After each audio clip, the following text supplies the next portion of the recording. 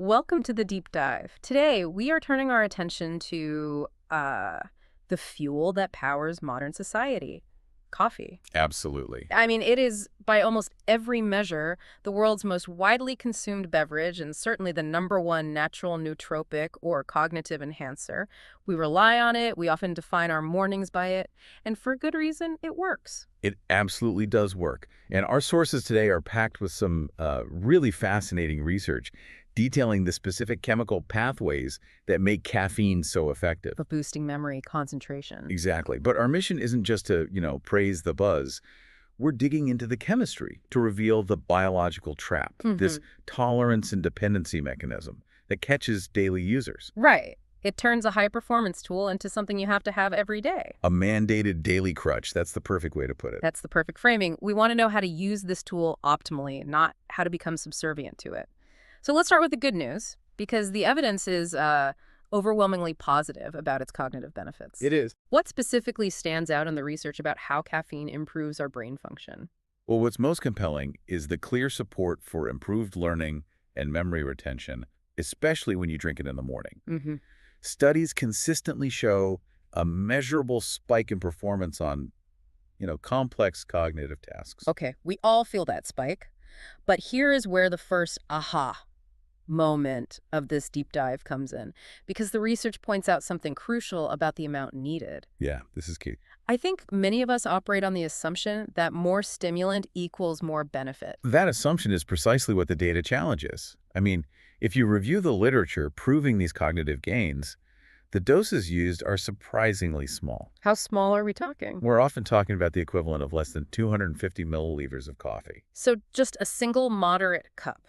That's it. Wait, if the benefits max out that quickly, why do we constantly escalate our consumption? I know people who go from 1 cup to 3 massive mugs before lunch. Well, it's largely a psychological thing driven by tolerance, which we'll definitely get into. But scientifically speaking, high consumption is simply not necessary. So you're getting diminishing returns. You are. The acute improvements to memory and focus, they reach a plateau pretty quickly. You're just escalating the negative physiological costs. Respecting that low effective dose is really the first step. That reframes the entire daily ritual. Okay, let's look at the chemistry. The sources emphasize that caffeine has this unique ability to be soluble in both water and fat. Why is that so critical? It's the key to its effectiveness, really. Its systemic reach. Because it can pass through any barrier. Almost any biological barrier in the body. There's almost no tissue it can't affect.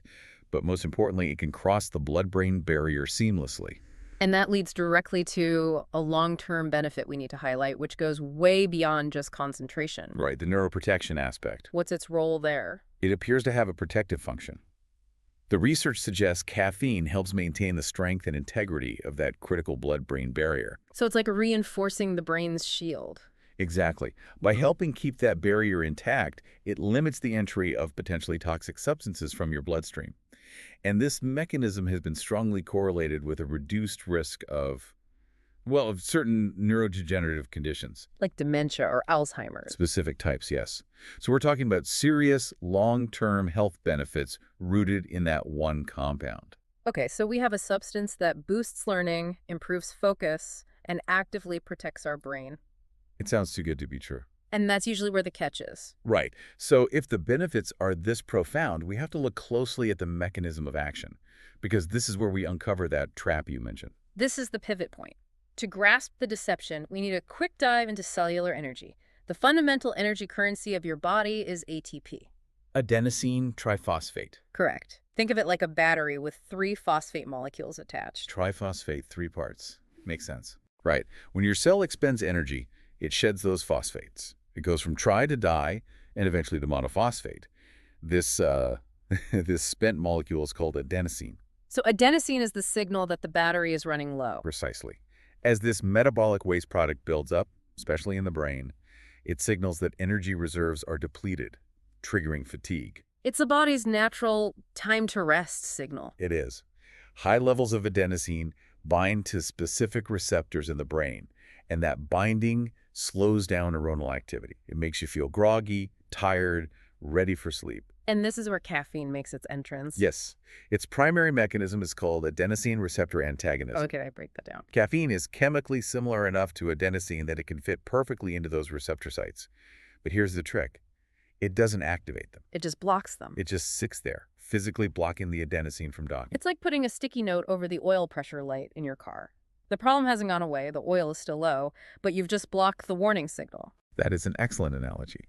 And the key insight here is that coffee does not provide physical energy. It just lies to your brain. It simply prevents your brain from registering the metabolic reality of how tired you actually are. You've successfully suppressed the fatigue signal.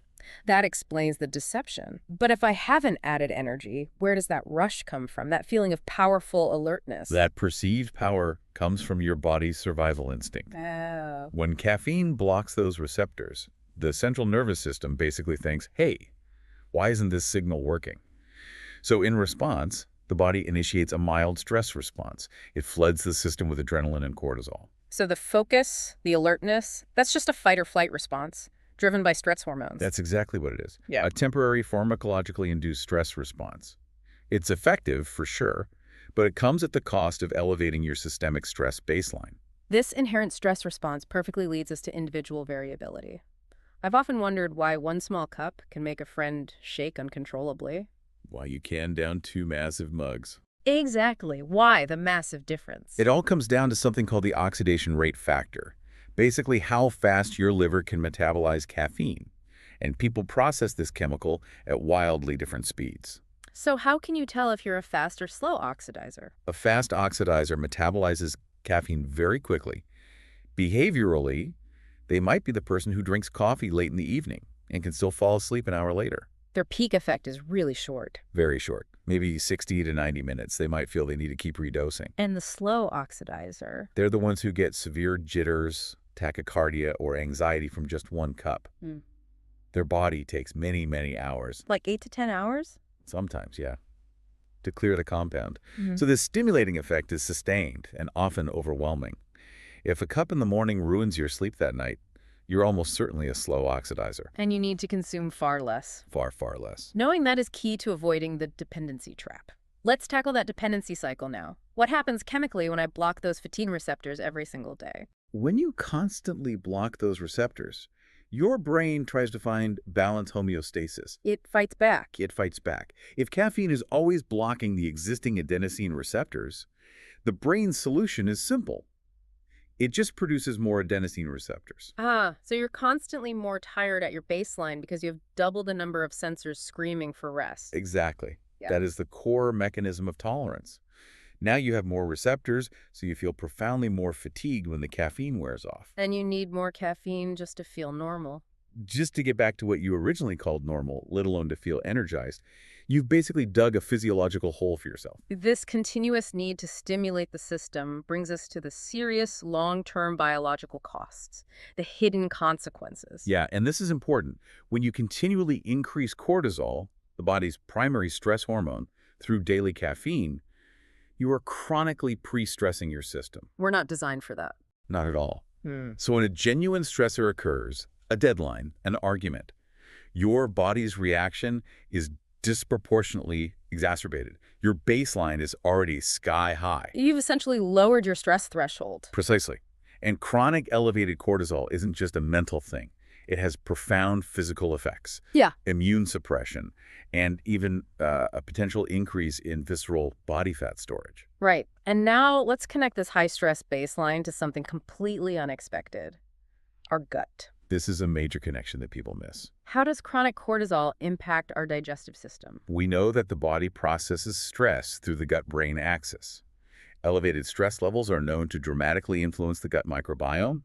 High cortisol can compromise the gut lining. It can change the pH. Which changes the environment for the bacteria. It changes which types of bacteria can survive and thrive.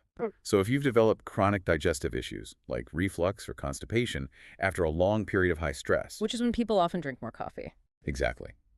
That combination of high cortisol and stimulant use creates an environment that's much more conducive to unwanted organisms. Like candida or even parasites. It makes the system much more vulnerable to them instead of nurturing beneficial bacterial flora. That's a staggering systemic cost for a daily boost. So what's the practical recommendation here? The recommendation is to break the cycle. During periods of intense chronic stress, you really must consider suspending caffeine intake for a while. And support your gut at the same time. Simultaneously, you should actively support your gut with prebiotics and good probiotics. You have to pull back on the stressor while giving your body the resources to recover. Okay, we've identified the benefits, the mechanism, the costs. The most important part now is the solutions. How do we get the incredible cognitive benefits without falling into this trap? Right, so if you are a daily consumer, the first step is non-negotiable, the hard reset, A complete break. a 10 to 15-day complete break from coffee. You need it to eliminate that biological need and allow those extra adenosine receptors to basically go away. And as anyone who's tried this knows, going cold turkey can be brutal. The headaches, the mood swings. That's why the sources recommend a gradual reduction beforehand.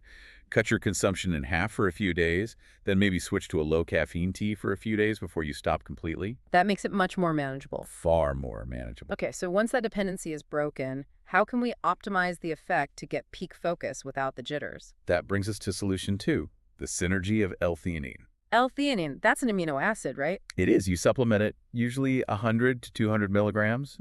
Alone, it's known to promote relaxation and improve sleep quality. It increases alpha brain waves. And alpha waves are linked to that calm, alert state, like in meditation. Precisely. When L-theanine is taken with coffee, you get this magical balance. It counteracts the negative side effects of caffeine, the anxiety, the jitters, the racing heart, while producing a powerful synergistic effect. So if it smooths out the spike. It turns a sharp spike into a smooth, sustainable wave. You get sustained, improved concentration, extending your focus time without the crash. It's the optimal pairing for focus.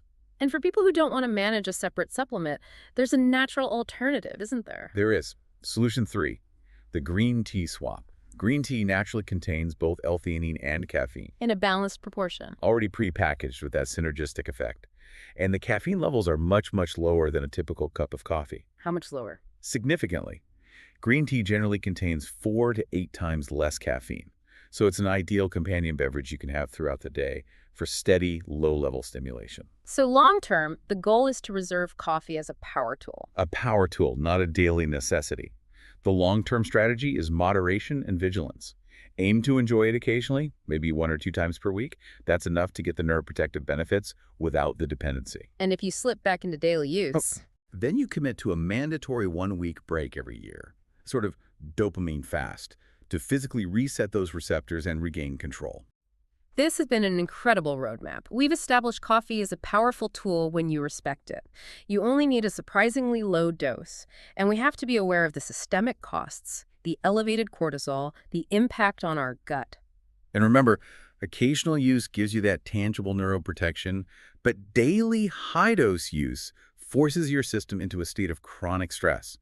The choice, at the end of the day, is about balance. So, as you reflect on your own habits and the true price of your daily alertness, we leave you with this final provocative thought. We've established that coffee offers neuroprotection when used strategically, but daily use elevates cortisol and harms your microbiome. Given the systemic costs of those elevated stress hormones, how do you decide the true worth of a daily boost versus reserving coffee solely for those absolutely essential cognitive demands? Think about that chemical debt the next time you reach for the pot.